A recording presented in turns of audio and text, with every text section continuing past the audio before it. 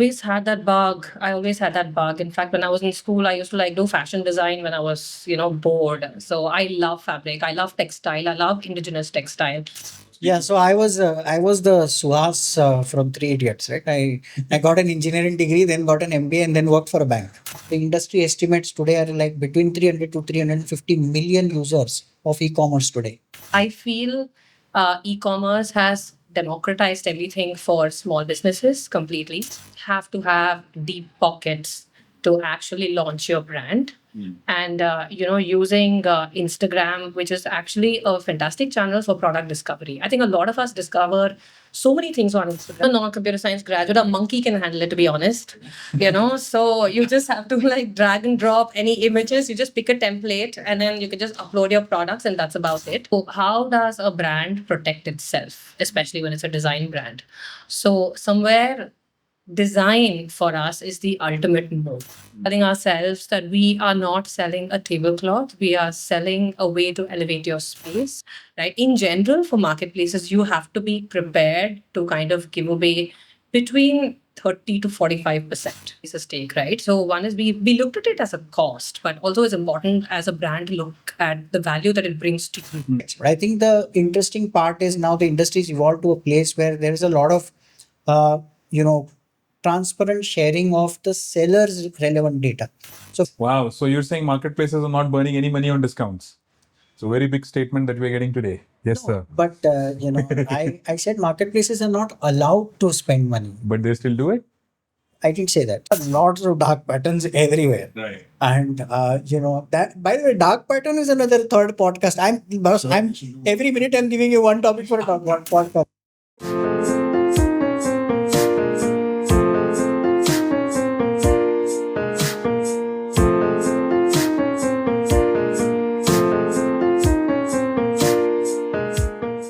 Hello and namaskar. Welcome to another episode of our podcast. The thing with this one is, this is where we speak with industry stalwarts, thought leaders, business owners, and we talk about specifics and details of businesses and creative pursuits. And today we have with us two such stalwarts who really know e-commerce in India. We have with us Indira, who is running the Yard House. Hi Indira, welcome to the podcast. Hi Ram, I'm looking forward to this. Thank you.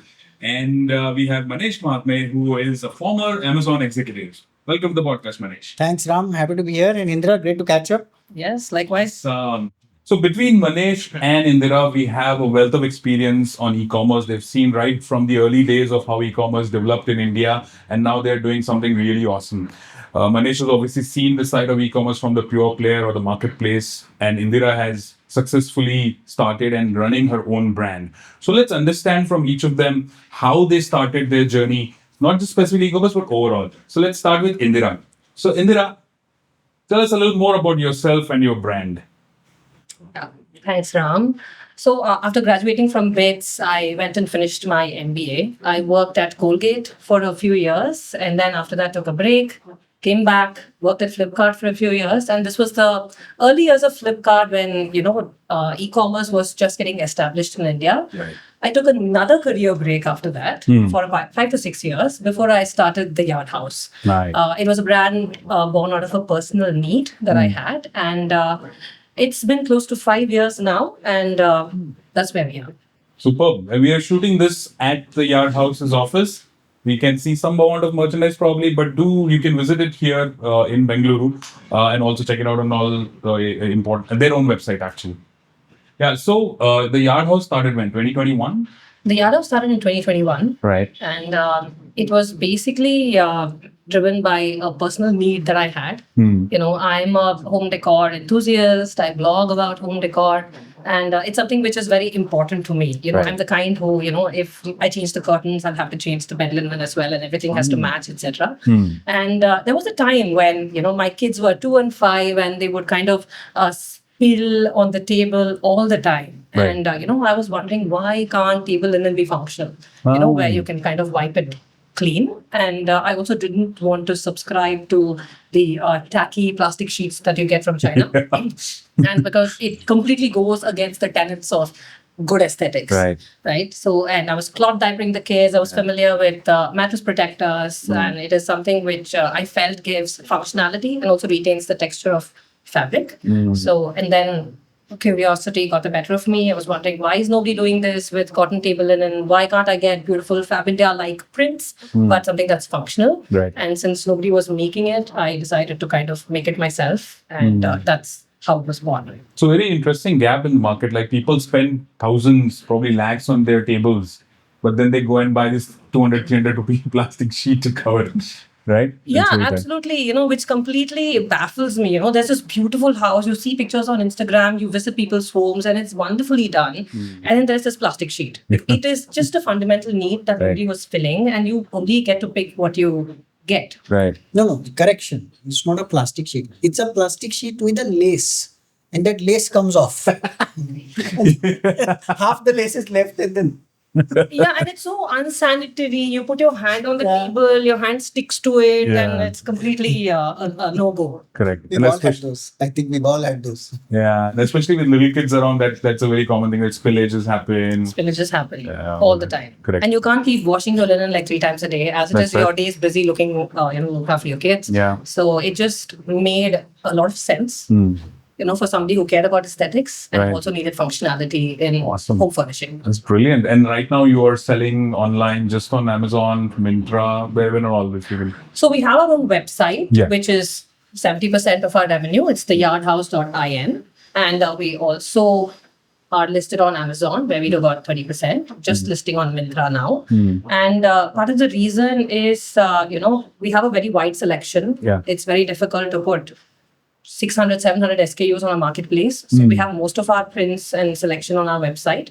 But we do exist on Amazon because of the convenience it offers and also the fact that people trust the brand when they know that it exists on a marketplace and it's well rated. You see 4.5 stars on Amazon. Nice. You believe that it's good. And then you will kind of give it a shot. Oh, brilliant. All organic reviews. All organic. We let the bad reviews stay all organic because you can actually see verified purchase, right? So, there is that level of transparency No. on Amazon. Even, above somebody's website. Yeah. You go to somebody's website and you see those reviews, the website owner can curate that. Yeah. You can hide the bad reviews, which of course we don't do. We just give public responses so everybody can see how we deal with that. But on Amazon, like you cannot touch the reviews. Yeah. So that authenticity is also very important. So when did you realize that you had that design sense to come up with the category of such where design is also as important as functionality? When you add the functional bit, but people Yeah. also buy for design. Yes. Did you always have that bug in you of design, or did it develop over time? No, I always had that bug. In fact, when I was in school, I used to do fashion design when I was, bored. Yeah. So I love fabric. I love textile. I love indigenous textile. Yeah. So I'm always trying to source, authentic block prints and authentic cuts. And, I think I used to love looking at my mother's saris because, just the variety you get in textiles and prints and the craftsmanship that you get in India is very fascinating. Yeah. Right. And I felt like it was so important to honor that and bring that into your homes, which you don't do when you buy that, China printed plastic sheet. Right. So there is this whole idea of supporting local artistry, all the craftsmen, and bringing those prints and designs to your home, Sure. which was personally very important to me. Right. Yeah, absolutely. In today's podcast, we know which one of the three has design sense. Talking Clearly. Yeah. and lack thereof. That reminds me, Manesh, he's here. Yes, sir. Okay, so Manesh, now talking about you, let's get to know you a little better. How did you get into e-commerce, and where are you at now? What's been Yeah, your so experience? I was the Suhas from Three Idiots, right? I got an engineering degree, then got an MBA, and then worked for a bank. Right? But yeah, I started out as a banker, but never on the traditional side of banking. So just after I had the very good fortune of studying with the two of you Yeah. at Pilani. But after that, I joined Citibank, but I was never on the traditional side of banking. So I started on the e-commerce side of the e-business side. So a bunch of technology-led initiatives at the bank. Right. And one of the things I did was manage the online acquiring. So it was the very early days of e-commerce, and not as e-commerce was known here, right? 2013, 14? No, this was You given went by earlier. 2005, Wow. right? When the first railway tickets were being ordered Oh, okay. online. Yeah. And you remember you used to have this I-ticket and e-ticket. Right. The I-ticket was the actual physical delivery of the ticket, and then there was e-ticket. So at that time, I used to be part of the bank there, and we used to do the online acquiring, which is the payment processing for the merchant. So in those days, it was about going and telling merchants why they should be online, Right. how to run a website. So that's how I started, and I did that for a while, and then um, spent more time in fintech and payments, and then eventually landed up at Amazon back in 2014, early 2014, where I joined Amazon to solve the payment problem. Right. So at that time, 4 out of 10 payments used to fail. Oh. And those very, very early days of digital payments, there was no UPI, there was no, even debit cards, for example, people were not enabled online. So started solving the payment problem for e-commerce. Yeah, those were cards which you could just use on ATM. They were just ATM cards, not enabled for online. Yeah. Credit cards also people had not used online, and they were very wary because of frauds, etc. So the very early days, 4 out of 10 payments used to fail, and you remember you used to get redirected to a bank, and you had to remember one complicated password. All of that stuff used to happen. So that's how I got into Amazon and started solving it from that side. And after spending a bunch of time solving the payments problem, my most recent stint at Amazon was on the commerce side, which is essentially to look at different parts of the fulfillment problem. So I used to be part of something called as delivery experience. How do we get products delivered to you as fast as possible, and manage that experience? So that's how I got gist of e-commerce.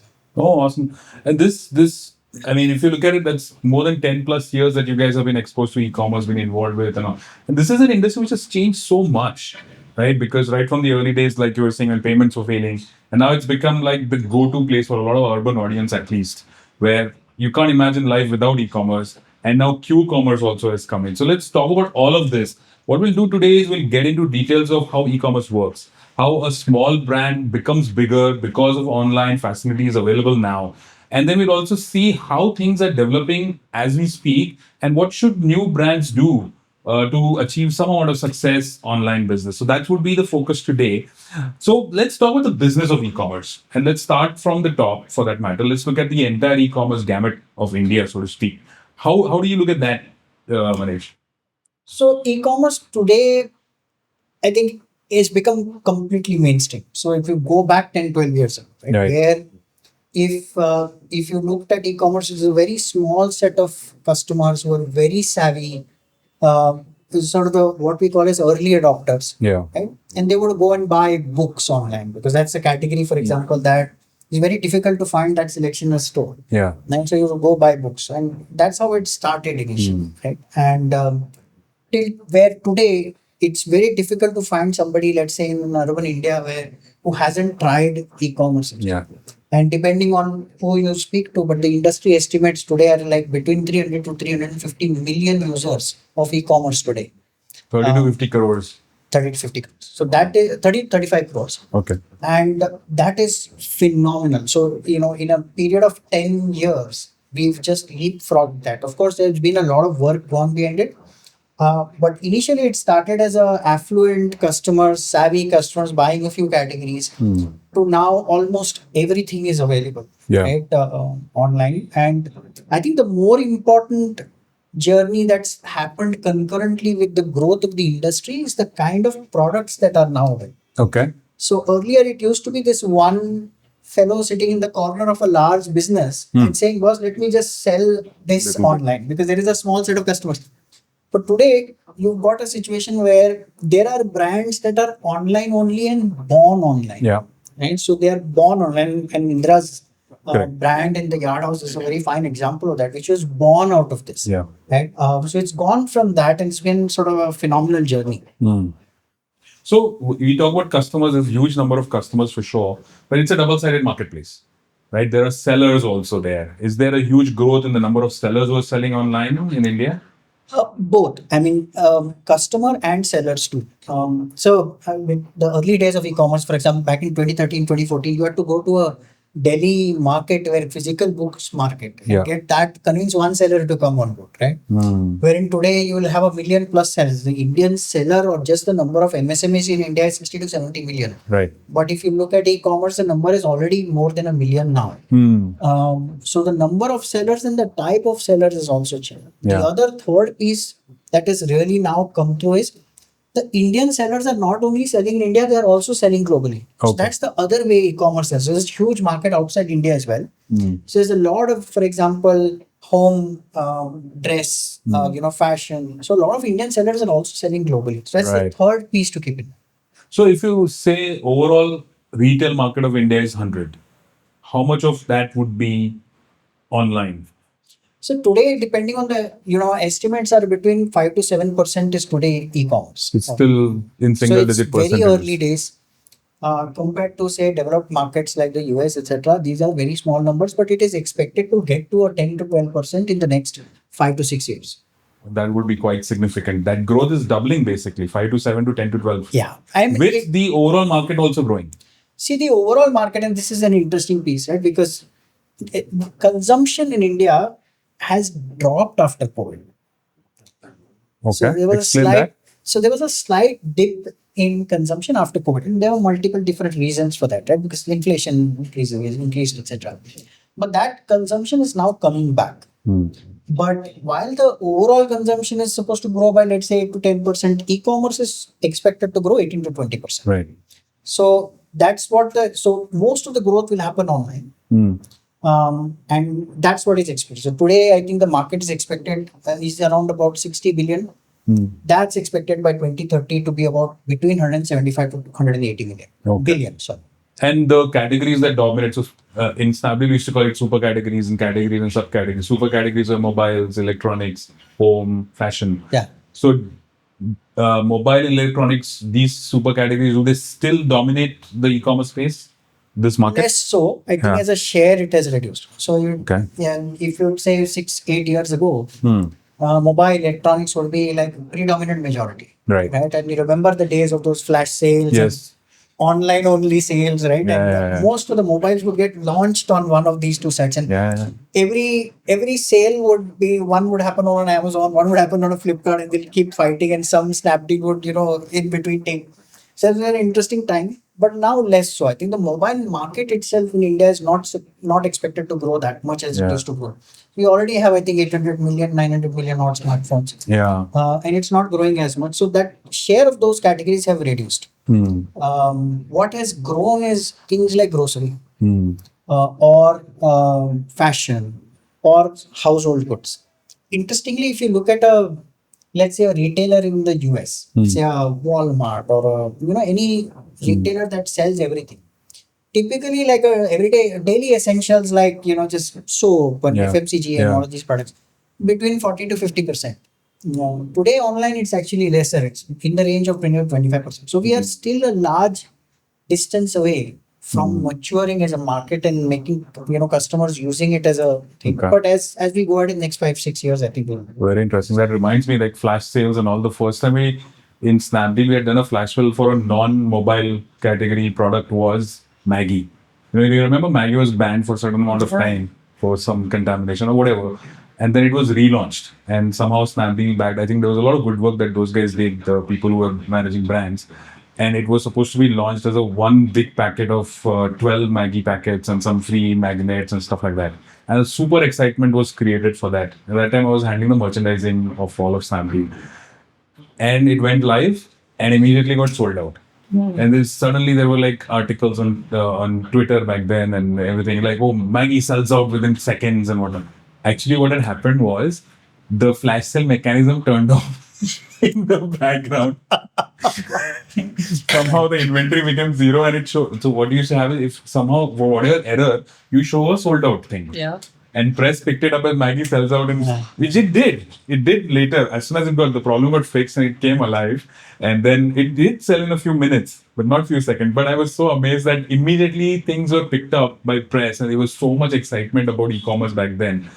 And what I see now is that a lot of people are their purchases are emanating on e-commerce. Yeah. They're discovering new products. Yeah.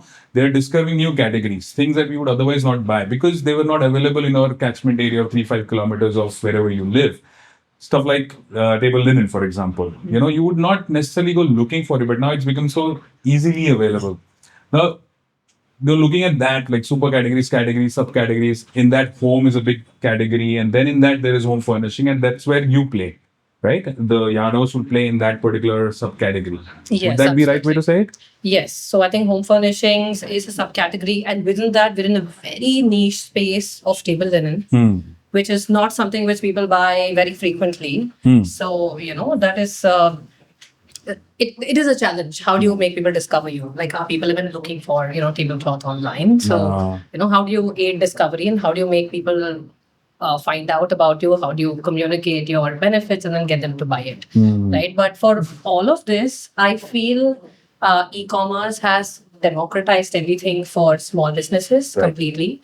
You have Shopify, Wix, Meta, which are all fantastic tools which enable this, right? You do not have to have deep pockets to actually launch your brand. And, using Instagram, which is actually a fantastic channel for product discovery. I think a lot of us discover so many things on Instagram, so many things which are interesting. Yeah. And I think Instagram has successfully sort of sold a dream to people. Yes. So you're sitting at home, before going to bed at night, you're just kind of scrolling and you see this beautiful room and you're like, oh my God, that's something I'd like to have at home. Great. Right? So you can sort of sell an aspiration on Instagram very easily, visually, or through statics, through videos.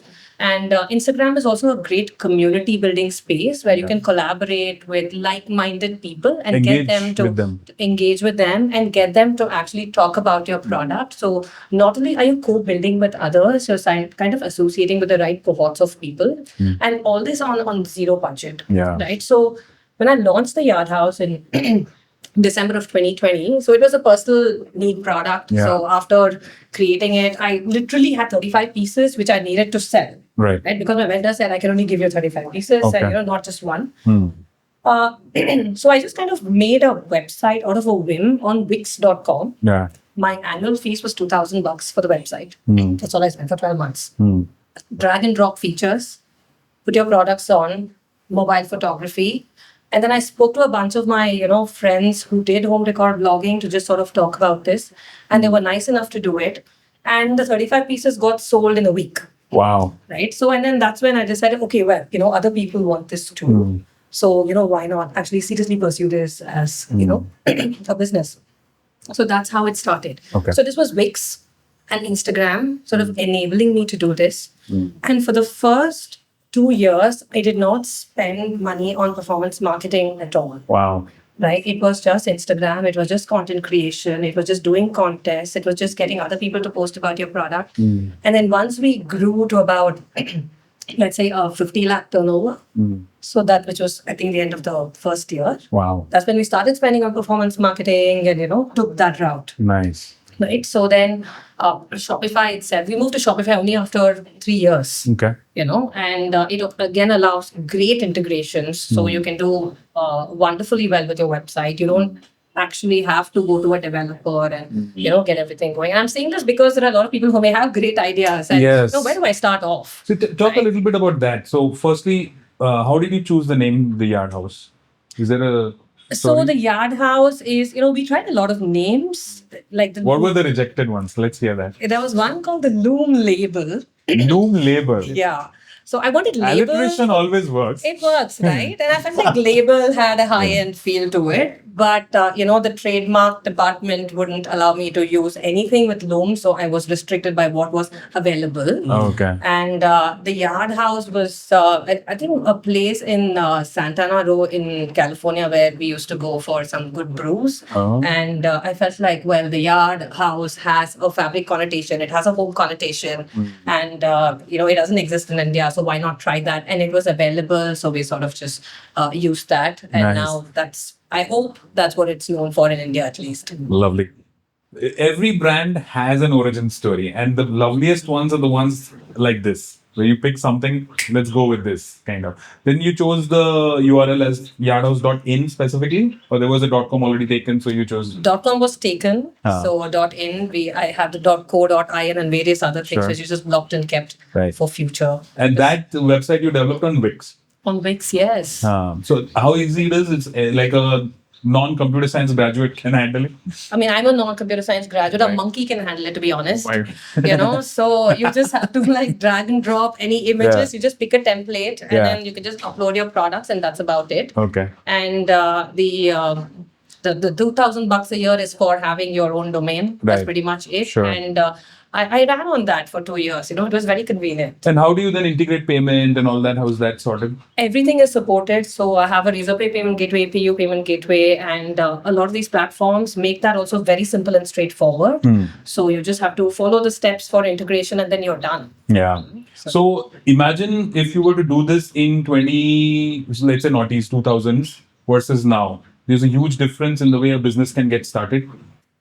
I would say so because I remember the days in early days in Flipkart 2010 11 when I was there, and a lot of the campaigns that we were working on then was about communicating and educating customers to actually buy online. Yeah. You can trust online. We were talking about how cash on delivery is available, how returns are easy, how there is a warranty, and how you are smart if you're buying online because you're not waiting in lines in the store. So that sort of education was going on. Yeah. So and also I think Instagram was not that big. So when I think about it, I don't know how I would have found my first cohort of customers without directly jumping into performance marketing, for example. So I think that entire ecosystem right now where you can actually find your right customers. I think even Meta to a great extent has evolved extremely well where you can find the right people through their algorithm. Oh, that's really good, Indira. What about targeting of customers? Is that easily possible nowadays, or how is it now? Actually, targeting is phenomenal right now. It's not just about demographics or geography. For example, what works really well for us is, those who like embroidery, those who like handicraft, and you can actually upload your, profile of website visitors and say, give me a lookalike audience of this set of customers, and it can actually target those people. Right. And you can also say, why don't you serve my ad to customers of Zara? Right. Right. And I'm saying all of these because they have given us a great return. Right. So this is the kind of targeting that you can actually do. And a lot of it Meta. is basically data-driven marketing, is what you would call it. Like Yeah, you it's analyze a lot of customer data, audience data, that is, and then you figure out your marketing strategy. So the easy thing is that you don't even have to do it yourself. Now. Right. So the Meta platform does that for you. All you'll have to do is A/B testing and iterations. Right. Like try a variety of audiences and then see what gives you the right return, and then keep iterating and then working on it. Yeah. But having said that, doing this right is 30% of the effort. 70% is just the right content. Wow. And I feel people don't focus on that enough. There is a lot of, free education on Instagram, if I may, on what content actually converts, right? If you're looking at serving an ad, which is supposed to drive a sale conversion for you, there is enough and more information on how to do that effectively. Yeah. And I feel like there are a lot of brands which complain about Meta not working for them, but the algorithm is only a part of it. Like you Correct. have to serve the right ads. That's true. Like we have certain filters, so what is the goal of this ad? Is it just a nice gimmick to just give views and likes? Yeah. Or is there a message which is going to have people send it to someone Yes. or save it Correct. or click and buy? Yeah. So whenever we do ads, it has to fulfill one of these. And we do this. And also, I think the mental economy that people have with content right now is not more than 5 seconds. So your initial hook has to be really strong. Right. So we, for example, always start off with a spill shot. You spill tea and then wipe it off and people are like, oh, how did that just happen? Yeah. So then you're hooked. And then you give your message and everything needs to be done in 10 seconds. Correct. 14 seconds stops. Wow. Right? So that has to happen. Or you start your message by saying, send this to that someone who's always spilling on the table. And people are like, oh my God, my sister does that. Tuck, tuck, tuck. Yeah. So you've given that cue, right? Correct. So that's what you need to do to actually create right content and then use Meta effectively to reach the right audiences. Very well. And, come to a certain hygiene return on ad spend figure. Yeah. Which is ROAS. important for a sustainable business. No, very important point. in advertising, especially when people look at this, and there is a chunk of people in advertising who are the old timers who primarily used to work very hard on television films. That would be the tentpole activity for any campaign, is to make a really good 20-seconder or a 45-seconder who's down at it is 20-seconder. Spend a lot of time in analyzing every aspect, strategizing the shooting, everything. And then when they're asked to do the same thing, and like, oh, we need to do this, and its life is only 2 days. Don't put that much effort, but come up with something very interesting. Then they're like, "Arey, ऐसे हो सकता है?" But a lot of brand owners, though, have figured that performance marketing is also a branding channel, especially on Instagram. Yes. When somebody is watching your reel, for example, it's a very good branding mechanism.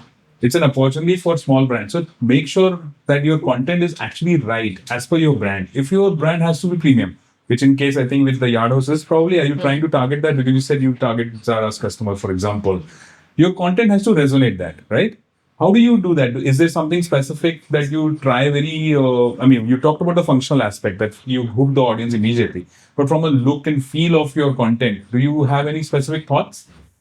Yeah, no, that's a very interesting question because, well, if you're trying to position your brand in a premium space, which we sort of are, because our average price for a tablecloth is about 3,000, Right. and it is still affordable, not super high end. Yeah. But you have to. It goes back to every touch point that your customer has, right? So your photography, you have to invest in good photography.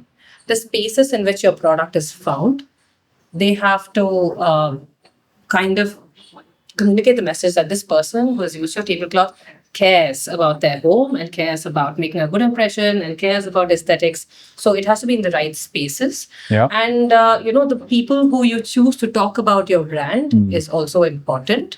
And finally, your entire brand experience where, your product packaging and, the feeling that people have when they unbox your product. And then also the kind of customer service and support you give. Right. And being responsive and the kind of voice you use in your voiceovers. Yes. All of those things, whether you should not mispronounce things. Right. So when people respond to emails, they have to be in good English.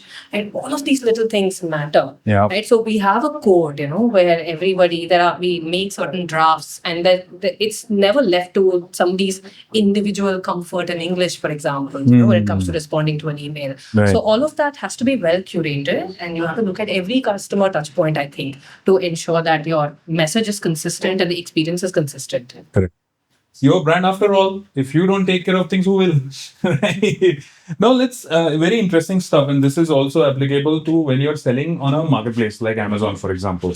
Now, in certain cases, you may think that Amazon looks the same no matter what, whether it's a premium product or a impulse purchase, like a 100 rupee product. The page is the same as a very high end phone or whatever.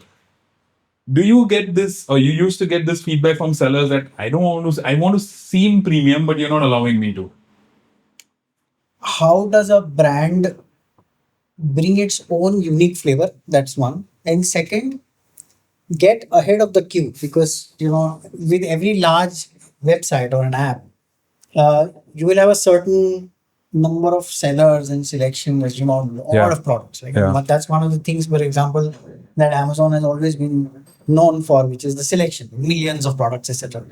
But if you're a new seller and have something unique to offer, how do you stand out? Yeah. One, in terms of customers discovering you, and second, uniquely talking about your brand. Right? Both are a challenge, right? I think that's been solved over time. So one of the things that most platforms offer, and so does Amazon, is essentially an ad platform. Yeah. So you can use ads to actually get ahead of the curve. Yeah. The But that's other a thing bit is- too much of it. No, like these days, when you go and search for something, let's just say, for example, we search for tablecloth. Yeah. First thing you see is ads. Yes. So you're confused whether that's the real one that I'm looking for, or it's somebody might have. Even if I were to search the Yard House or any other brand, some other brand shows up. That's correct. I know, for example, like a brand like Amazon would have a very clear set of do's and don'ts on what can be done and what can be done. So, Okay. of course, finding that right balance is often tough. But let's take an example. Like you search for a pen. It's a generic enough search term that lends itself better to an ad. For example, it's easy for, let's say, a Reynolds to come and say, hey, I want to be Sure. visible there. versus you go and search for a Renault pen, Yeah. right? Then it gets tricky to say, do you want to get another brand? Yeah. But I think it's a fine balance. And one of the things that Amazon does is make sure that the relevance of the search results is the most important metric.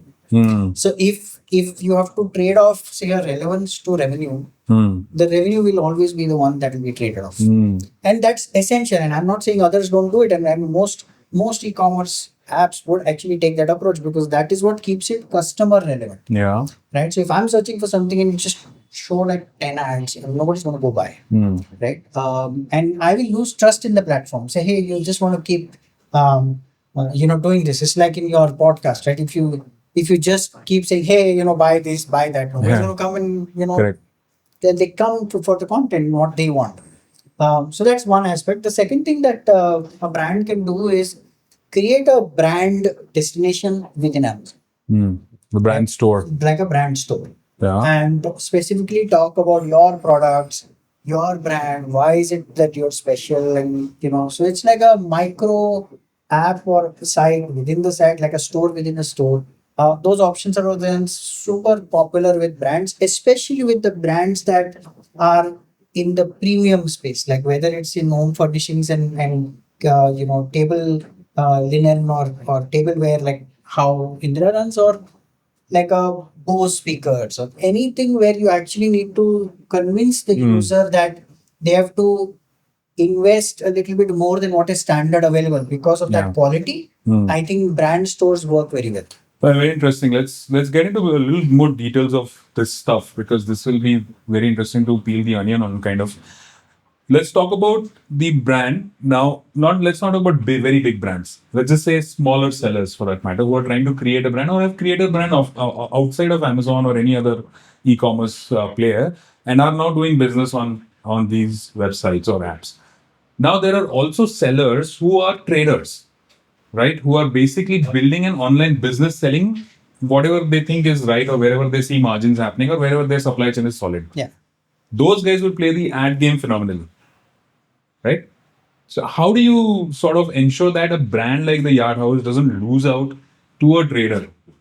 Or is there something, it's a level playing field, whoever wins? It's a very interesting question. So there are two, three aspects of this, right? One is that if you are a general trader, you will of course be farther away from the truth. It's just to say, if I produce it, let's say X rupees. If you're a trader, you will never be able to afford to buy that at X rupees because you will Sure. always be at X plus one.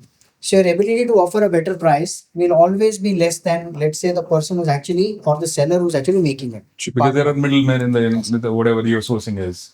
So that's one lever, for example, for a brand to versus a trader. Yeah. The second piece is, of course, uniqueness of the product, right? And if a seller comes directly and builds something that is unique or differentiated, I don't think a trader can just match that. Although that's one thing that has happened quite a lot, but it's where the underlying product itself was undifferentiated. I'll give you an example. I mean, everybody knows this very famous example of Ganesh chopper, right? It's like, Oh, that you put onions in it and then you. There's an interesting anecdote. One day, my mother-in-law calls my wife and says, like, I want Ganesh chopper. And she had no clue. My wife had no clue what that was. It's like, Mama, what is Ganesh chopper? She said, no, I want Ganesh chopper. Even my mother-in-law didn't know what a Ganesh chopper was. Huh? In her group, everybody was saying Ganesh chopper, Ganesh chopper. So when she went on a walk in the evening, everyone was saying, we want to buy Ganesh chopper. So my wife ordered it. My mother-in-law got one. The next day she calls saying, I want 10. Please order 10 because I want to give it to all my friends. It becomes so Wow. popular. So it's basically Amazing. just a simple vegetable chopper that you pull. It's like got a mechanical, yeah. It's like got a spring based pulley thing. Now it's made somewhere wherever, but if you look at it overnight, right? In no time, there were like so many of these replicas that turned up from nowhere. Wow. Right? So there's a Ganesh chopper, there's a this chopper, there's a that chopper, right? So Good point. How did those guys find out that this is selling very well? I think it's a couple of things. One, of course, is that when they see people talking about it, I think that's the beauty of India. We are always very, very good at sniffing an opportunity, right? So they get to know, okay, this is selling well. Also, I think the other thing that works is I think the Indian entrepreneur or the trader community is extremely active also on the supply side. So they get to know also what those opportunities are. What's hot and what's trending and whatever. So that became a overnight sensation.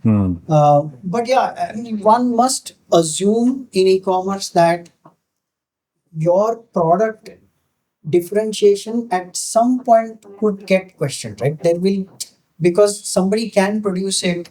And I think how you invest in continuously improving that product, looking for better insights, staying relevant, I think matters. So price also plays a big role. Like Ganesh chopper would be less than 500 rupees, I suppose. 300, 200, 300 rupees, something like that. That's a huge thing, especially let's look at the unit economics of it for that matter. A table linen of say 2,000, 3,000 rupees, that range, versus a Ganesh chopper of 500, there is no comparison. We can't even compare the two things. It's a complete commoditized thing, I would say, the chopper. Whereas there is a lot of effort gone into developing one design, like this one, for example. There is some thought put into this. There is some design going into this. How does unit economics stack on that? And because of what you said, it might be very interesting for a young brand to use Amazon, sure, for business, but also develop its own website as the primary location where customers should experience, purchase, and also do after service directly. Correct? Yeah, no, you've touched on something very interesting here, and I'm going to make that a bit generic, right?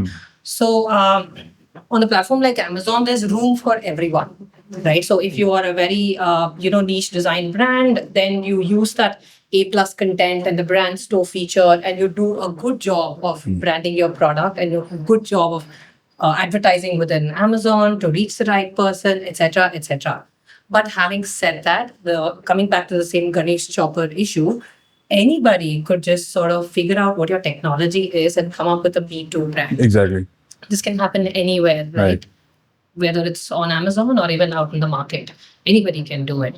So how does a brand protect itself, especially when it's a design brand? So somewhere design for us is the ultimate moat, right? So now that our product functionality is established, there is not too much change that we're working on because it works well. But we are constantly developing new designs, and that is where a lot of our focus is. Yes. Because people come to buy the Yard House not only for the functionality, but also for the prints and what it does to elevate their space. Right? So we don't always talk about the Yard House being a functional product where you can just wipe off, because when you're just talking about functionality, they will always sort of try to bargain with you on the price and say, oh, plastic cover can do that too, and that's only 250 rupees, and you're like 3,000 rupees, and it goes into that conversation. Right? So you have to we keep telling ourselves that we are not selling a tablecloth. We are selling a way to elevate your space. And we are selling you a way to kind of make memories around the table, which is really the epicenter of your home. So that is the kind of messaging pitch that we have, right? And constant innovation. And we have about 45 designs in table linen alone at this moment. And then we also have placemats, which are like wipeable and reversible, and they go along with the table linen. We have table runners, we have table pads, which are like quilted and you can keep your hot vessels on top of it. There are kitchen products which are related, like mittens and, coasters. So somewhere the focus is on design, and where else you can extend that design or to improve the AOVs. Right? So the average order value is something that we want to constantly take up. We started off at 3,000, now we're at 3,500. And it makes sense to sort of take it up even further, because that's what will help in making the business more profitable and help us expand to more rooms of the house. Right? Somewhere it doesn't make sense to just stick to a certain functionality, like design your moat, focus on the design, and people are coming back to you for the design and they love it. Then there's a way for you to kind of take it into tableware, take it to bedding, and that is an infinite pool. And every business needs that infinite pool to grow. Right. So let's just say when I'm looking at table linen or any other similar category which is design heavy, what is the thought process of the creator? The thing with designing something, it's very individual, and at the same time you're trying to appeal to a larger audience. What is good design for you may not be good design for me, or may not be good design for him, or something else like that. how is your thought process selecting that, yeah, this is what I'll manufacture in numbers? Ultimately, you also want to manufacture multiple units of the same design, Yeah. right? Although not making it a commodity, but still having a range. How does that thought process work? Actually, this is the beauty of being in D2C versus offline, right? This is the best part because you are constantly engaging with the customer, whether it's on Instagram or on WhatsApp, on DMs. And people love to have a good chat, honestly, Okay. especially when they love a good design, they'll call up, they'll tell you about it. Yeah. And, if you genuinely appreciate the picture that they've shared with you and that it looks lovely in your home, Yeah. and some of those calls go on for 45 minutes. People love to talk about their homes and their table Correct. linen, etc., and they give us a lot of feedback. Somebody's always like, hey, I need something in stripes, do you have anything, do you have something in checks? I'm looking for more options in beige. So we get about 10 to 20 comments or DMs a day, which is requests from customers. So that is just, there is no need to do any market research. Oh, wow. You just get it right there, right? Right. So we're constantly listening to customers, and that is one leg where we're developing designs which people are actually asking for. But oftentimes, you also need to work on a collection which is so unique and so differentiated that it is something that they didn't know they needed. So for that we do collaborate with excellent designers. We have a collection coming up for this Diwali where we've collaborated with somebody who's pretty famous and does fabulous work, and I can't wait to unveil that collection in Wow. September. We'll do But, another podcast then, no problem. Yes, we should. Yeah, so that is something that we're unveiling, and Sure. just focus on design. Investing on design is Yeah. a constant process because some of it has to be led by the customer, but also you'll have to also constantly work on something which is, your own design language and kind of goes in with your identity. Cool. So if you were Actually, to, we don't mind sharing early feedback with you if you can share those designs with us. We'll be happy to. I'm going to take it We'll home. show. It's right there. He's furnishing his new home, so that's why he's looking for stuff of good This deals. is the time. This is the time. Lovely, lovely. So, if I were to look at or let's talk about that a little bit. Say 3,000 is your average order value. How much of that would Amazon take away? Are you okay to reveal stuff like that? Yeah. So How does I'm that work? He's making I faces, so don't we work don't for know. Amazon anymore. I'm not taking away anything. So let's just say that if Broadly, I you, mean, we don't have to be very exact. yeah. Let's just say if you want to be a business that is profitable by selling only on Amazon, you'll have to have a GMV of like 85% plus. Oh. Otherwise, it's not possible. So you have to manufacture it yourself pretty much and then sell it. But if you're a brand otherwise and you need to run profitably, I think it's very important to kind of have your website, which is where your revenues come from. And your Amazon is another channel where you're building customer trust and also accessing a larger pool. Yeah. So yes, but also this is true for all marketplaces. Right. In general, for marketplaces, you have to be prepared to kind of give away between 30 to 45%. Wow. Right. So that is how much marketplaces in general can Across just give away. categories? It depends on categories, of course. I'm talking about what I know, which is my category. Yeah. So would that be across categories? No, I think it also depends on the type of category. I can also tell you that, let's say 6-8 years prior, right, when these mobile wars were happening, Yeah. actually, I don't think there was a lot of money being made. I mean, in fact, most of the A lot of burn was happening. there was a lot of burn, but I think there are three parts actually. If you look at it, that seller, so you can look at it in three parts. Right? What are the costs? The first one is just the standard cost of listing and processing your order, etc. So it's one part. Okay. Then the second part is fulfilling that order. Right. Now, whether you use that marketplace or you don't use you use your own courier, etc. That's the second part of doing the business. Most marketplaces today actually offer a fulfillment services. Correct. Right? So you can use Fulfilled by Amazon, or Flipkart also has a similar service. Where you actually keep the products there and then they will fulfill that for you. I think the benefit of that is that the deliveries happen faster, and it's also more preferred by customers because they see that this is actually fulfilled by the marketplace and then they trust it more. I think so that's How do customers get to know that? What do they have to this is see? branded, whether on Amazon or whether on Flipkart. So when you check the Prime box, is that assured that it's fulfilled by Yeah, Amazon? so if it's a Prime customer, you'll see that Prime box, which is saying this is actually fulfilled by Amazon. So not all fulfilled by Amazon brands are Prime brands. Is that the case, or all Prime? How does that work? Okay. So if you're actually, if the product is or the order is fulfilled by Amazon, and if you're a Prime customer, you will see the Prime badge there. Acha. Oh, it's the Prime is more about you as what kind of a If you subscription you don't have see a with Prime Amazon. badge, then, and plus it's not only about the fulfillment, but there are a few other factors that matter. So it is a qualification, and there is a set of reasons that make you qualify. But mostly, if you see a Prime badge, it means that this is actually fulfilled by Amazon, which is essentially that they manage the fulfillment fee. See, So because they'll there's a deliver. trust thing here. When you're as a lay customer, I would think that when I'm checking that box, I'm going to get a phone and not a soap bar. Correct? Yes, that's it is a big trust builder. Right. It also denotes speed. Huh. So customers also like when they see that, they also think this is fast and it is reliable. So, as a seller, do you prefer fulfilled by Amazon or any other marketplaces fulfillment services? No, 100%. I'm just going to build on that piece where we spoke about margins that marketplaces take, right? So one is we looked at it as a cost, but also it's important as a brand to look at the value that it brings to you and to your business, right? Right now, we are based in Bangalore, right? And Delhi is a big decor market, Right. right? And we are not able to, if somebody calls up and says, I have this housewarming tomorrow and I need to buy this, can I get it by tomorrow morning? I'm not able to do that for the Delhi customer, right? Correct. So, but then with a platform like Amazon, the Fulfill by Amazon service, then I can keep my products in the warehouses in Gurgaon and the warehouses in Bombay. And the customers who are staying in those geographies can actually get it on the same day. Right. Right? I do not actually have to rent and hire staff and have a physical presence in these geographies, but Amazon facilitates that for me. So as a brand, I find great value in the Amazon Fulfill by Amazon program and what it gives me. And I also think one more piece is about the returns. Generally, for me, Amazon returns are like 15%, but your own website, the returns are like under 1.5%. So there is that big difference.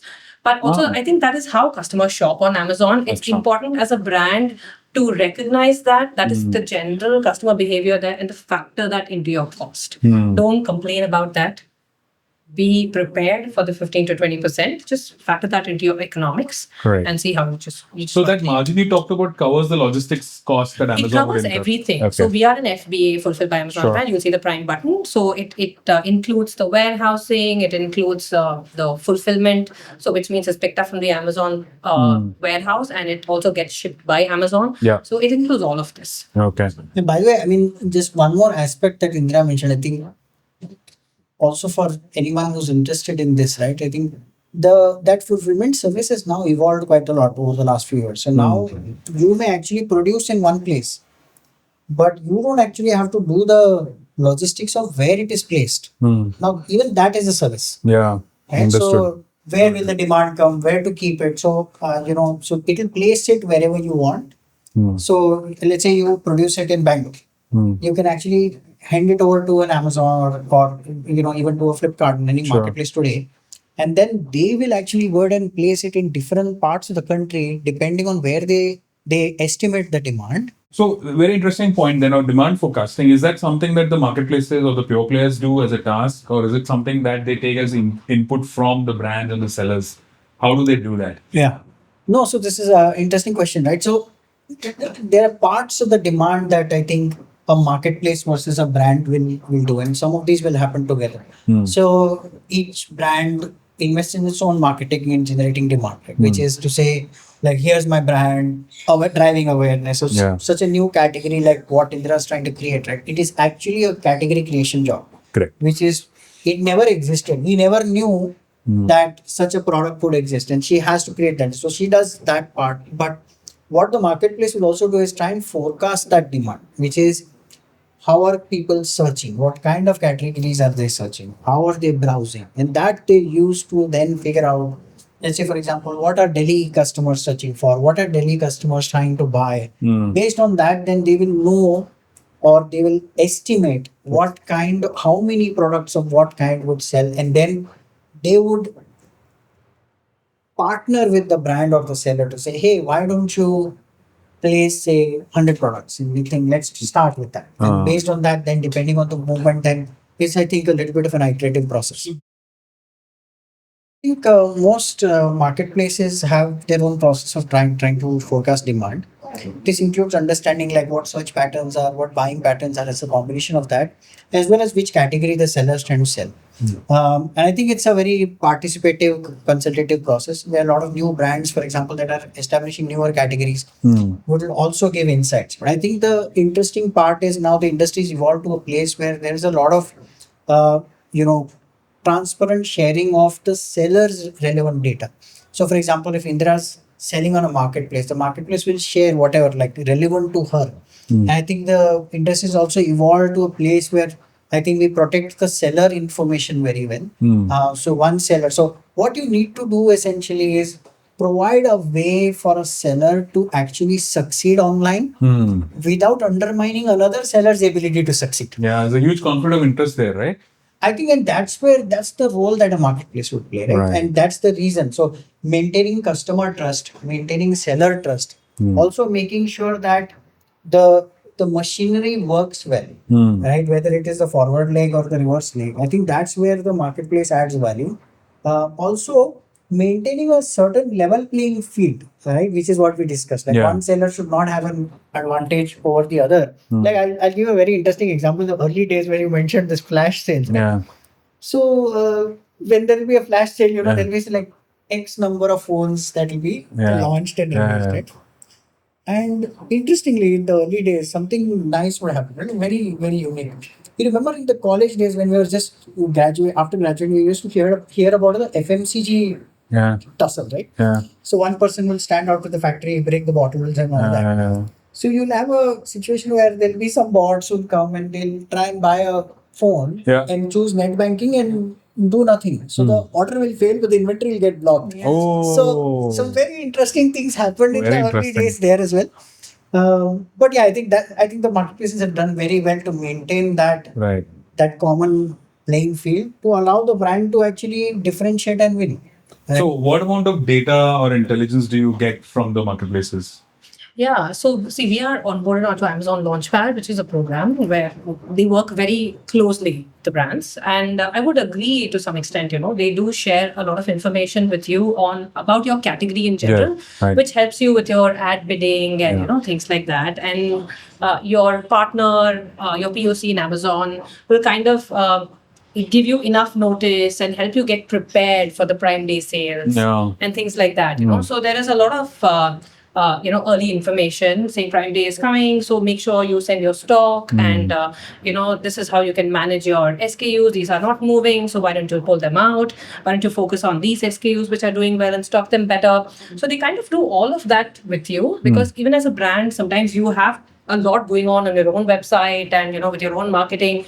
Sometimes you don't necessarily have enough time to look at Amazon deeply, but when you partner in some of these programs, Yeah. they are genuinely interested in Okay. you building on Amazon and you growing on Amazon. Yeah. So they kind of assist with that. Like, for example, right now, it's after their advice that we got to learn that we get a lot of traffic from Delhi and Bombay, but very few conversions. Okay. And that's because people want same day delivery.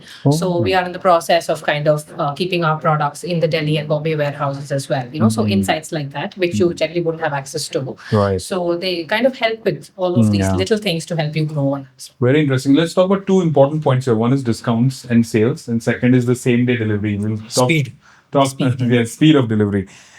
Because Amazon has always talked about, and other marketplaces, everybody's the Flipkart or Myntra, where they'll always talk about the assortment that they have. You'll get everything, and then it's delivered faster, because that's whole flywheel thing, right? That is always being talked about. The customer will always ask for whatever they want at the right price and the fastest delivery possible, etc.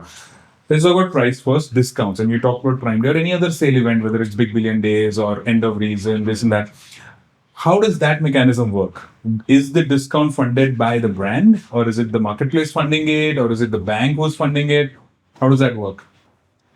In my experience, I think it's mostly the brand plus banks. Okay. So that's generally how it works. And then customers find value in that, and they pick up what they need. But for me specifically as a brand, we don't play the price game. We don't play the discount game, because we have uniqueness. Right? Nobody else is doing this. Sure. And we have design. So somewhere we do not want to play the price game because it's not sustainable for us. So then during high traffic days like Prime Day sale or Big Billion, would your product not get the kind of visibility that somebody else is getting who's probably discounting 20%, 30%? Possibly, but we do offer a discount, but we never give more than 5%, for example. You Okay. would never find the Yard House at like 70% off. So that would never happen. That's basically maintaining your brand integrity, right? Maintaining brand integrity, and that's a very conscious call that we've taken as well. Wow.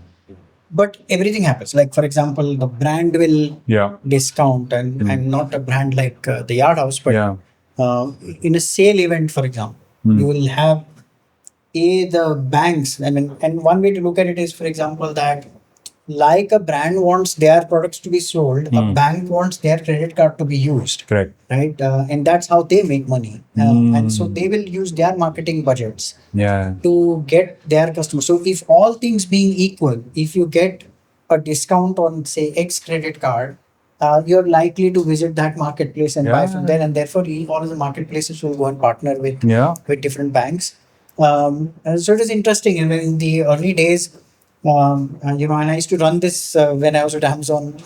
We used to go to the bank and say, hey, why don't you go just spend some money? And we started it. And the banks were initially not very convinced because they were saying, hey, is this going to get me incremental things? So it started by us proving to them that they're actually getting some incremental sales. And then it became just the way to do business. So now not participating in a sale becomes a problem. So if you look at any sale, every bank is doing it. Now, if bank is suppose and generally it is at a cart level, right? It's not a brand specific discount. That's right. You will suddenly see 10% discount on SBI or Citibank or ICICI, HDFC, etc. And that is when those card owners suddenly find new friends, right? You have people going around in office. Hey, किसी के पास ये वाला card है क्या? वो वाला card है क्या? यार उस पे 10% discount है, मैं use कर लूँ अभी. It's amazing how much that happens.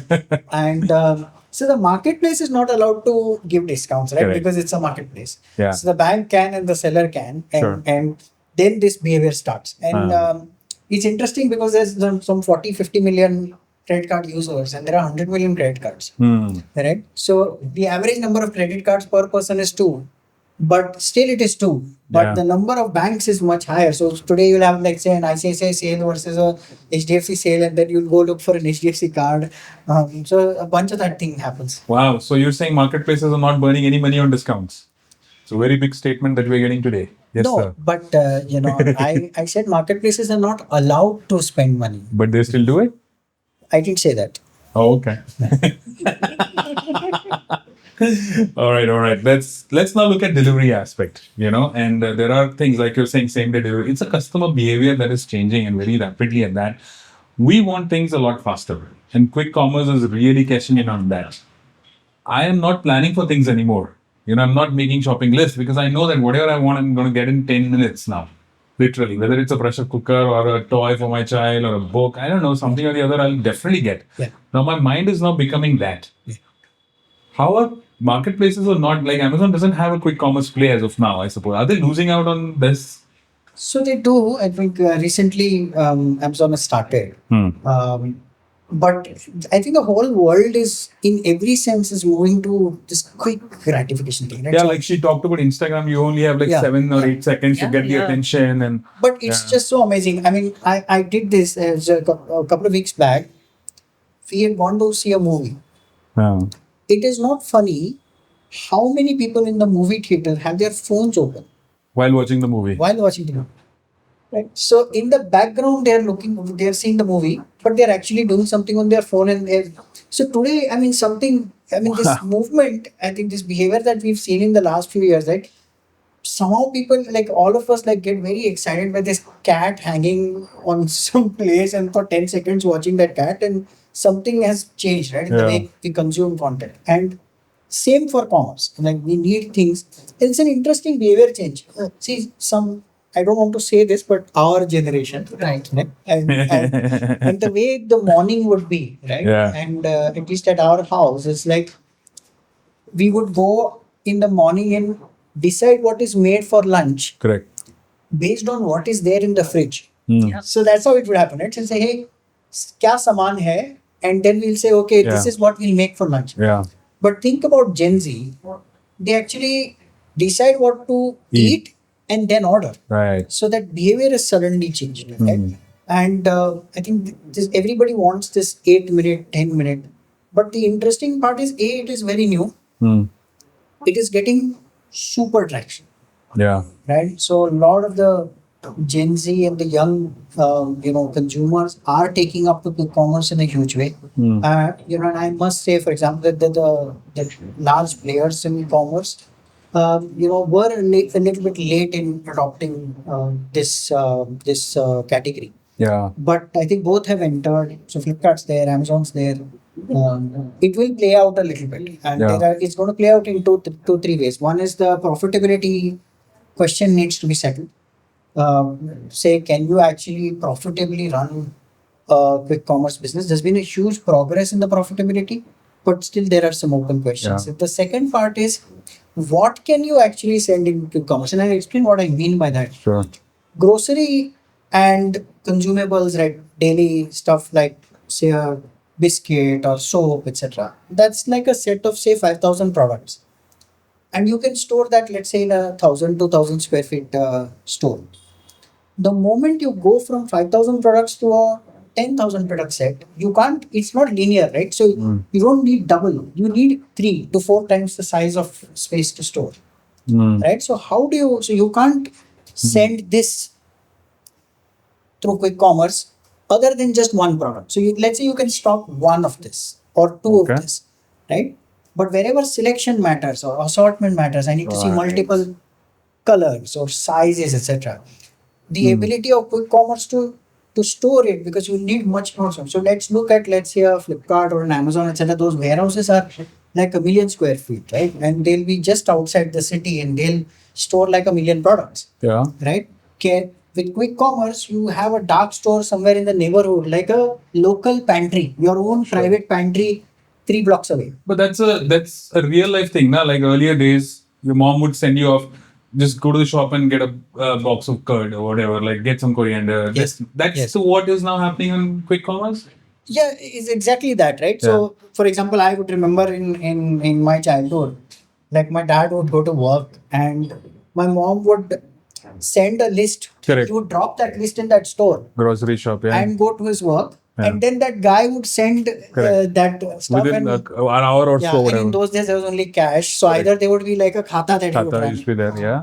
and that book would keep getting updated every month. And once a week, when my dad was coming on the way back, he would like just make this payment. Like, Yeah. that's how it used to work. And even branding used to happen like that. So I remember this. My mom would write, let's say, shampoo.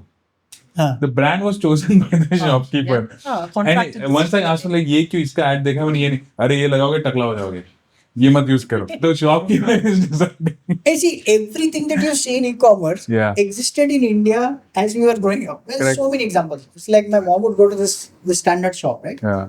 And she would pick something and she would say, iska kitna and all that. Yeah. And then that guy would substitute. Right? Yeah. Like this substitution thing that everybody's trying to do. Like, Yeah. Hey, did you also try it? Did you say, बाबी जी और madam ये try करो ना, नया आया है, ज्यादा सस्ता है, ज्यादा चलेगा. Right? So he'll take this and quietly give you that one, so that a trial you would do. So now let's look at that. And when we talked about branding earlier, branding on Q-commerce, what you started on pure players, bigger marketplaces versus if you were to start Yard House today and your port of call was the quick commerce company, whether it's Instamart, Blinkit, Zepto, Flipkart, Minutes, what have you, would the branding be the same or would it be as easy as it was back then? Well, in quick commerce, how much time do you spend to actually like choose what you need, right? Yeah. You're like looking for a broad category and then, you choose from whatever is available. But when you buy something like tablecloth, you have, first you decide you need tablecloth, then there's the shape of your table, then there is the, size of your table, 4-seater, 6-seater, 8-seater, and then there's the color you need. Yeah. I mean, I don't think quick commerce really at this moment lends to this level of filtering, right? So I think for a design product which needs this level of filtering, quick commerce, I don't know how relevant it is. But having said that, for something like placemats, where, it is standard size, you get a set of 4, a set of 6. Yeah. And if someone needs it today because they have to go to a housewarming party, possibly, there is room for that. But having said that, is it something you need in 10 minutes or are you okay with getting it today? Right. So in that context, same day delivery versus 10-minute delivery. Yeah. I feel like for my category, the Yard House, it's still okay for me to just be available on the same day rather than making myself available in 10 minutes. I think what will happen, and you guys can correct me if I'm wrong, like it happened 10 years ago with the Amazon, Flipkart, and Snapdeal, the marketplaces themselves got branded in a sense that, oh, if I buy from here, I'll get decent quality. Or if I buy from here, I'm not so sure about what I'll have.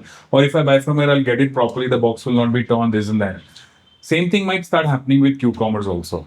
Oh, on this one I might get selection. On this one it'll just be price. Oh, यहाँ पे ना सड़ा हुआ माल ज़्यादा मिलेगा. Something like that could also happen because there are so many players, and then ultimately only a couple will probably do well. Would that something you see happen right now? Maybe not in your category, but in general e-commerce space, what you saw earlier and what you're seeing now. I think how you choose your marketplace is also important in that context. Yeah. Of course, each marketplace has its own positioning. Like Yeah. the reason we chose Amazon and Myntra is because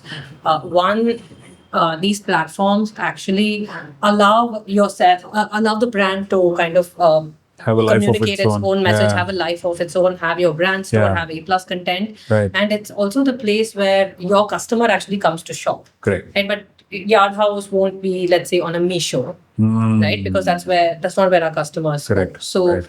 having said that, I think each brand has to choose the right marketplace for itself. Correct. I think the interesting part about there's another interesting angle with your question. Say, where do customers find that brand? And there are two aspects. One is, would a customer go to a certain destination for a particular activity? Like, would I go to a Blinkit or a Zepto or a quick commerce destination to buy a shirt? Unless I got wet because it was raining cats and dogs and I have like complete, like I just need a shirt now. It really doesn't matter what shirt. Isn't that true for everything? Everything starts with a need and then turns into a want. Like earlier when we were shopping online, we were doing it because of a need that this was not available where I am. Or it is at a price which is much lower. Now eventually it has become, okay, I'll just buy online. I've never gone to a store to buy a mobile phone. That is correct. But what you also do is you go to a destination where you know that particular activity. For example, you want to buy a TV. You'll go online. You'll first research. Right?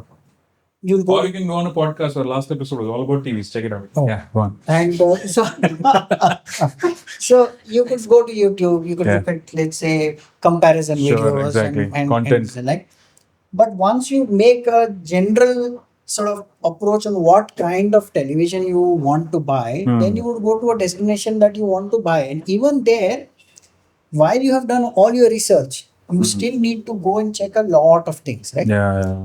The content needs to be there. Other videos need to be there. There are reviews. There are comparisons. Of course. And there are a lot of customer ratings, etc., that you will rely on. But isn't that also about price point? So for example, That is right. I have, let's say, a price point ceiling below which I don't think much. I open Instamart, tuck, boom. I'm not even going and checking what that thing costs somewhere else. I think it's a category At a certain price point. Like a TV, I'll definitely do all that research. My entire family would be involved. Kids would be influencing, all that stuff. So it's a very category driven It's a thing, category right? stroke price point thing. Yeah. Which is which category in which price point. Something like you don't really need to spend a lot of money. You won't mind going into something. But one thing is what she talked about, and is the experience of shopping on quick commerce. Merchandising has gone for a toss. It's very straightforward now. There is no. It's like completely optimized for conversion. It seems like to me. Yeah. Yeah, I think so. At least on quick commerce. Yeah. That's just how it is. Correct. And a lot of it is AI driven probably. And on some of the pure players, the big ones also, other than the top rotating banners that you have, the rest of it is all automated, I suppose. There's nobody making a creative thought other than brands that are putting their brand stores. That's another podcast value. Yes. I think we should. Is that differentiation or that uniqueness going away? Yeah. But do you remember before we were talking about this interesting point that you were making about the compromise between selection and speed? Yes. No? Yes. So, yeah. Yes. Good. Thank you. Something very interesting to know, right? Of all things being equal, price and the selection and all that, if you are one day faster, the conversion spikes. Yes. Okay. If you're 2 days faster, the conversion spikes even more. And it doesn't spike linearly, it spikes non-linear. So let's say something is available in 4 days, right? Versus something is available in 7 days. The conversion could be 6x, Yeah. 10x, Sure. right? And therefore, speed of delivery matters. Interestingly, it not only matters for the order, but it matters for the unit economics. Let Right. me explain what I mean. Products that are 4 to 6 day delivery timelines have much higher rejects than a product that is delivered on the same day. Right. So if the customer has to wait for 4 or 5 days, the intent goes away. Because it's like, I'll go when next time I go to my shop or go to the market, I'll buy this. So they'll stop, they'll pick it up, and then they'll change their mind on the purchase. So it not only matters for sales, it also matters for profitability. Yeah. Right? And that's where, for example, that most brands now are improving, or sellers are now improving their delivery speeds. Yeah. But I think the jury is out. One is on the profitability, but the second is how many such products can quick commerce or stock that allows them to ship stuff fast. Right? My Interesting. sense is that this is going to go to a point where X products, let's say 5 to 10,000, are delivered, say, in 30 minutes, and Wow. a larger set is delivered same day, maybe 50,000, Yeah. and then a much larger set maybe next day for 2 days. Sure. Depending, it's a basic physical requirement of space, etc. that comes. Yeah. But let's talk. I mean, very quickly, we'll talk about one thing like price and how it impacts conversion. Like obviously, lower price, higher conversion is very established. What I'd heard of is that there was a product which was 100 rupees. It was selling for 100 rupees. Would sell 4 5 units a day. Okay. Pricing team, what it does, it drops the price to 75 and starts charging 25 rupees shipping. The conversion improves. It goes to 10 15 units a day. And so this is interesting. They go drop the price to 50. Shipping charges is 50. Customers still paying 100 rupees. Now it started selling 50 60 units. They say, okay, you know what? Let's go crazy. Some discount is on. Say it's a 1 rupee, the price. And shipping charges is 99. 4,000 units. That's how people look at it. So a lot of other things will Don't dark tell me patterns. you did this at No, I didn't do Snapdeal. it. I didn't do it. Yeah, it's I heard of it. it's a kind I of just no heard of it from comments somewhere. strategy, but you know. But is that something which is called as dark patterns these days? Or would this be considered a dark pattern? Oh, there are lots of dark patterns everywhere. Right. And that, by the way, dark pattern is another third podcast. Sure, we should do more. Every minute I'm giving you one topic for one podcast.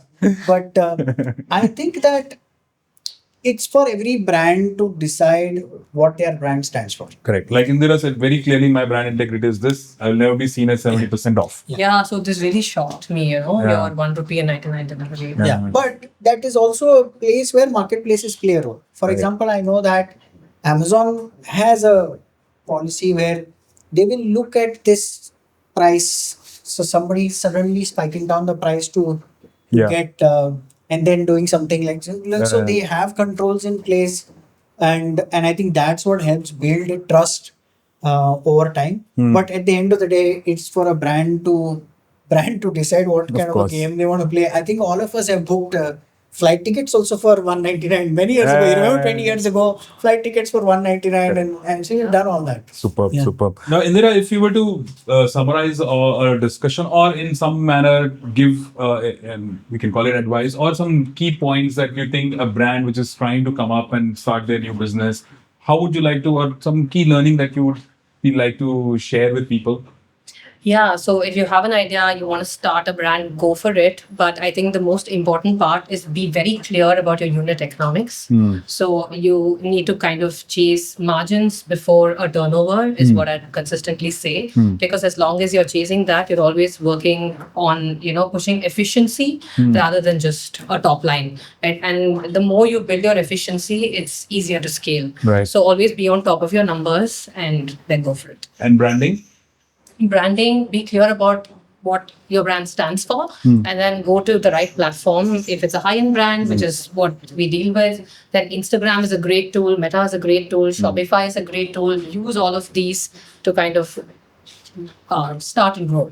And content is also a big thing, right? You also mentioned earlier, like you as a brand owner, you better get serious about the content that you're putting out because that's what is standing for you. Yes, no, absolutely. So your content is king finally. So you are always driving your visual identity with what you put out on your meta ads, with what you put out on your feed. So we have a very clear strategy on what goes in our ads and what goes on our feed. Yeah. Because one has to be aspirational and one has to drive conversion.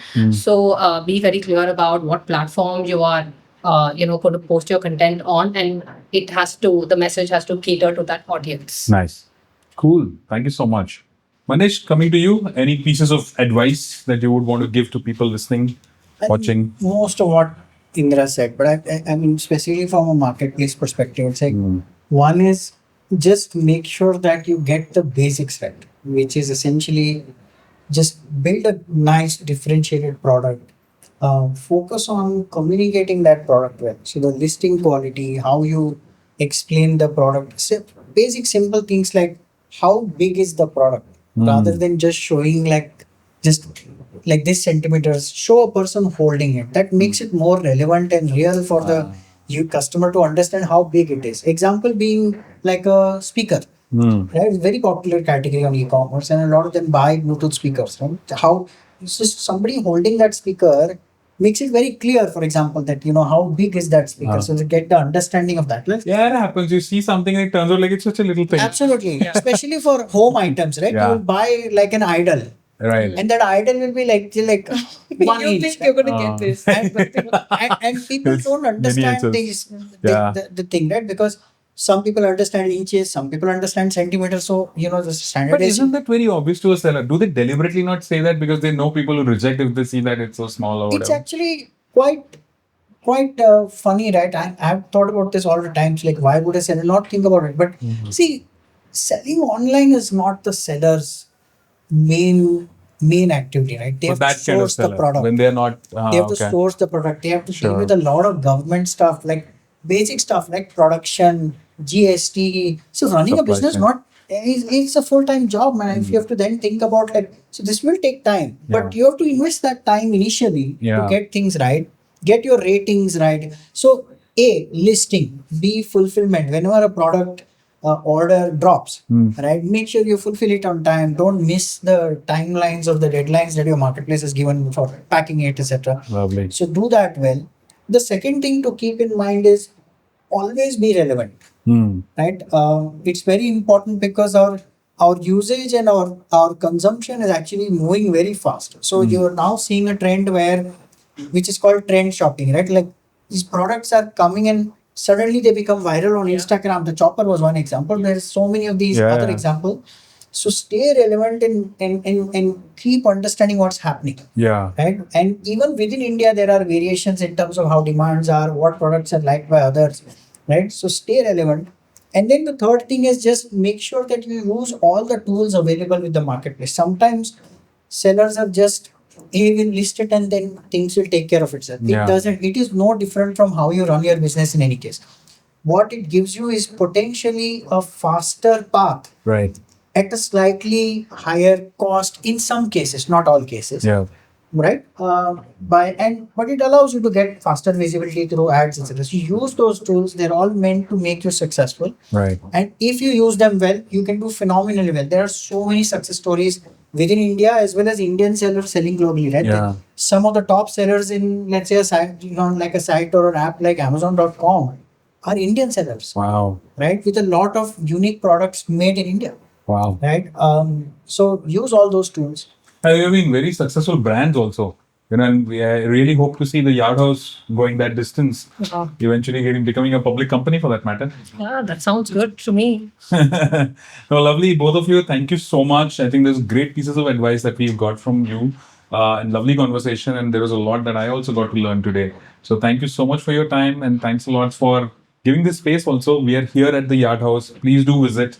Definitely on the website, but you can always come to the office also. I Yes, guess. most welcome. We're happy to host all Should of we you spill here. some coffee? Yeah, maybe we should. I know, but that actually works. We tried it out. Definitely works. So thank you so much, Indira, for your time and for the space as well.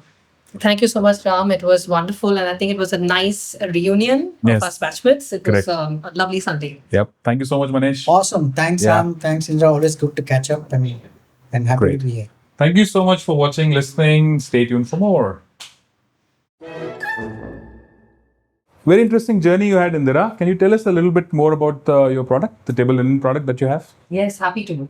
So the Yard House is a brand of wipeable and anti-slip cotton table linen. So we source actual cotton fabric, we print them with our custom prints, and then it's treated for performance. So basically, when you spill anything on top, you can wipe it clean, and also it doesn't shift and slide on the table. Something like this. So yeah, it actually solves this problem of, when you have little kids at home and you have vendors and they're spilling on the table, you don't have to keep running multiple loads of laundry. You can actually wipe it clean. It is functional and it does not need a tacky plastic sheet to be on top of the table. Yeah, correct. So if you are very clumsy, then this is the product for you. This is the absolute product for you. If you're clumsy and you care about the product looking nice and completing your space, then this is for you. Sure. How? It's a nice word actually. Treated for performance. It's like when I got an E for my project. I was treated for my performance. E as in grade E that you got. Yeah. Whoops. Will this work? Yeah, where is the tissue? I've got some tissue here. What do I do now? Just put it on top. Just put it on top? This is where she gets really anxious. Yeah, I hope it works. I don't want to demo. Oh my god. It is actually working out. Whoa. Just like it was never there. There is no stain, most importantly. See, you missed the spot. I missed a spot. Coffee stain. It's a coffee stain. See? Like, This is brilliant. It was never there. Yeah. 26 years ago on campus, we knew this. We've got a winner here. No, seriously, this is brilliant. You can actually feel it, touch it. It's not even wet. You know a thing or two of wet things, no? So no, this is really good in there. But yeah. No, this is really good, yeah. Very interesting. So functionally for sure. And I think there are tons of designs that we can check on the yardhouse.in. yeah, there are over 45 prints. Wow. And for multiple categories. Yeah. Always got the same functional fabric. How was my clumsy acting? Regardless of how bad you try, you're not getting a full tablecloth. Cool. This is lovely. Huh? It's brilliant. Good stuff, yeah. Thank you so much. You should definitely try it.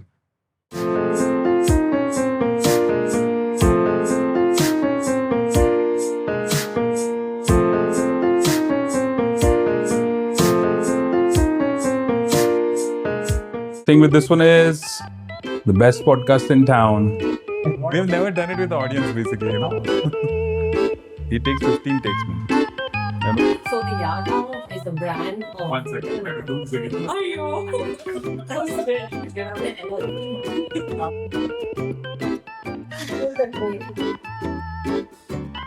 Okay. Cool. Yeah? Shant, Gidadhari Beam, Shant. More about Like, share, and subscribe to the channel. which channel? The thing. Let's start with Indira. So, Indira, how is it? ये work जो भी बोलेगा आज होगा. Hey, stop it, Sujita. What are you doing? You're not professionals here, not. Remember to like, share, and subscribe to the thing with the fun is. I know. The thing with this one is. I'm just going to end it all. 1 second. We'll have to do this again. There are stalwarts here as guests. Stalwarts are hosts. Stalwarts are producers. The people who are going to watch are also stalwarts. Down straight from my petrol. The travel 30 kilometers. But I still never understood why somebody who lives 5 kilometers away, he was 15 minutes late. Why somebody who was 35 kilometers away came 5 minutes early. That is the topic for next podcast of this episode. So next episode of this podcast. Like, share, subscribe to the thing with this one. And we have a commonality here, which is e-commerce, because we represent innovators. The three big companies, the three big names out there, create a show of e-commerce, Amazon, Flipkart, and Snapdeal. Manesh is obviously next Amazon person, we are next Flipkart, and I am next Snapdeal. For